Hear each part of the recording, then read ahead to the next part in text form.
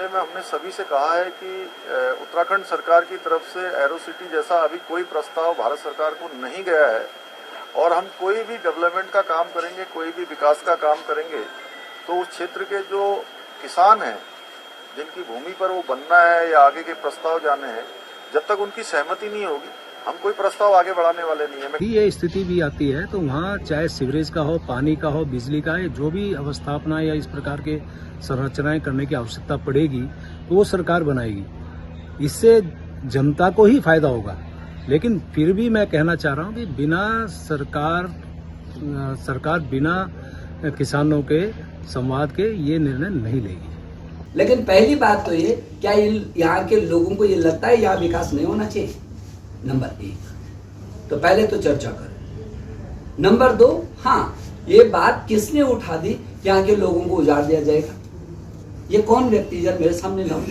Social media पे। अरे भाई आप फिर वही बात करो। आप क्यों नहीं सोशल मीडिया पर करते हो? तो हम भी तो कर रहे हैं।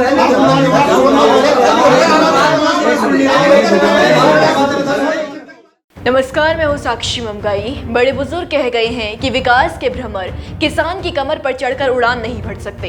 इसलिए उन्नति के पैमाने अगर कभी हलदर के जीवन के मोहताज बन जाए तो किसान का त्याग मांगने वाली ऐसी तरक्की को सोच के सानिध्य से ही तुरंत रवाना कर देना चाहिए। दुर्भाग्य से उत्तराखंड में इंटीग्रेटेड टाउनशिप का विवाद जो रूप ले रहा है उसे देखकर लगता है कि भैया या तो उत्तराखंड सरकार विद्वानों की चेतावनी भूल गई है या फिर ये किसानों के समझने में ही वो चूक है जिसने उनके मन को ये यकीन दिला दिया है कि सरकार के विकास का मॉडल अन्नदाता की रीढ़ पर रखा जाने वाला है। उनका घर, जमीन, रोजगार छीनकर सरकार उनकी कृषि भूमि पर नए शहर यानी इंटीग्रेटेड टाउन सिटी बसाने जा रही है। खास बात यह है कि किसानों के संदेह और विरोध को शांत करने के लिए जब सरकार और सरकार के मंत्री सामने आए तो उनके बयानों ने किसानों का शक यकीन में बदल दिया। किसानों ने कहा कि सरकार का ये कहना कि जो भी फैसला लिया जाएगा उनसे पूछकर ही लिया जाएगा बताता है कि हमारे विरोध के बावजूद सरकार नए शहर बसाने की पूरी योजना बना चुकी है। सरकार के बयान और बयानों के निकाले मायनों ने ही उत्तराखंड में सरकार और किसानों को आमने सामने खड़ा कर दिया है। ये रिपोर्ट देखिए और ये मामला समझिए।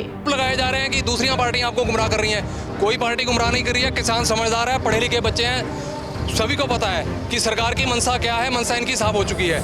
ये हमें गुमराह करके हमारी जमीनों को कारपोरेट जगत को महंगे दामों पे बेचना चाह रही है। ये इनकी मंशा साफ साफ हो चुकी है। बीच में दलाली का काम कर रहे हैं कि अगर एसओटी बनती है, कोई टाउनशिप बनाई जाती है तो हम किसानों से बात करेंगे। यहाँ तो बात करने का मतलब ही नहीं है कि हमारी जमीन हमने देनी नहीं, तो बात करने से क्या फायदा है? इन लोगों ने हमें इतना परेशान कर रहा बेटा जी। सरकार भी हमने बनाई, जनता की है सरकार ना। मुख्यमंत्री, प्रधानमंत्री, अलाना मंत्री, फलाना जनता की है ना। खुद के तो है नहीं वो, अपने परिवार के तो है नहीं वो, जनता की है। क्यों परेशान कर रहे हैं जनता को? और हमारे पीछे हमने बनाए मुख्यमंत्री, वो मंत्री, फलाना मंत्री, और हमारे पीछे पड़ गए व्यास उठो साहब। क्यों जाएं हम कहीं? आपको बताएं कि जिस नई टाउनशिप की चर्चा मात्र ने लोगों के मन को भय से भर दिया है और जिसका सिर्फ जिक्र ही किसानों के मन को इतना कष्ट पहुंचा रहे हैं, उसकी योजना पर आगे बढ़ना यानी कृषि भूमि पर अधिग्रहण होना, यह हमारा नहीं डोईवाला के उन लोगों का डर है जिनकी रोजी रोटी कृषि पर निर्भर है।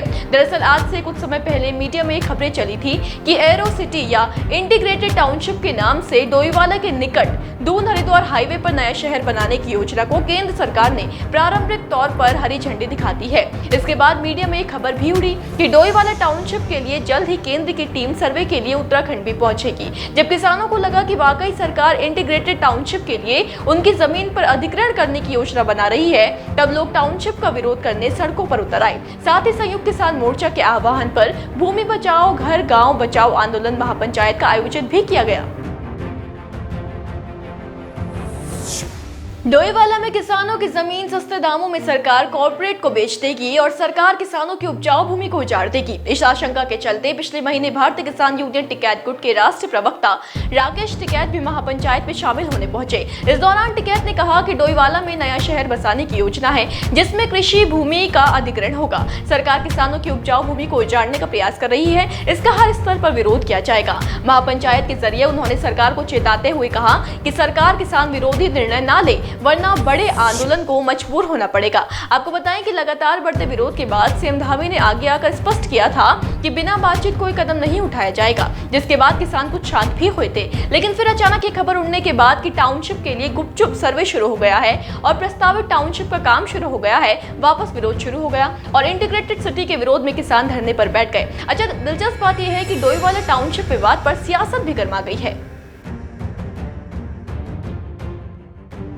डोईवाला टाउनशिप विवाद पर सिर्फ किसान और सरकार ही नहीं बल्कि विपक्ष और भाजपा भी आमने सामने आ गई है। किसानों के प्रदर्शन में शामिल होकर पहले हरक सिंह रावत किसानों को अपना समर्थन जता चुके हैं, तो वहीं पूर्व मुख्यमंत्री हरीश रावत ने भी मामले में मौन व्रत धारण कर अपना पक्ष स्पष्ट किया।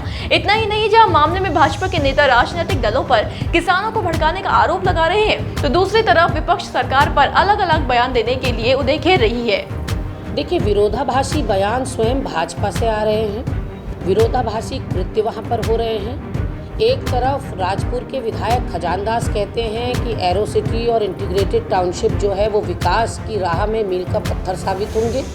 वहीं सांसद निशंक और मंत्री प्रेमचंद अग्रवाल स्थानीय जनता को ये आश्वासन देते फिर रहे हैं कि ऐसा कोई योजना प्रस्तावित नहीं है और ऐसा कुछ नहीं होने जा रहा है। लेकिन उसके बावजूद वहाँ आवागमन देखा गया है, वहाँ केंद्रीय अफसरों का आवागमन देखा गया है और ये कहा गया है कि 1100 करोड़ रुपया इस योजना के लिए स्वीकृत भी हो गया है और रोज़ाना 20 से 28 लोग वहाँ आते हैं सरकारी गाड़ियों में और भूमि की पैमाइश करते हुए देखे जा रहे हैं। तो ऐसे में टिहरी विस्थापितों की भूमि भी वहाँ है, कृषकों की भूमि भी वहाँ है। इतनी आसानी से तो वो अपनी भूमि अधिग्रहण नहीं करने देंगे और धामी सरकार ने ज़रूर एक पत्र लिखकर या पत्र जारी करके ये बात साफ की है कि वहाँ सड़कों का या दूसरी तरह का विकास करने की उनकी योजना है, भूमि अधिग्रहण करने की नहीं है।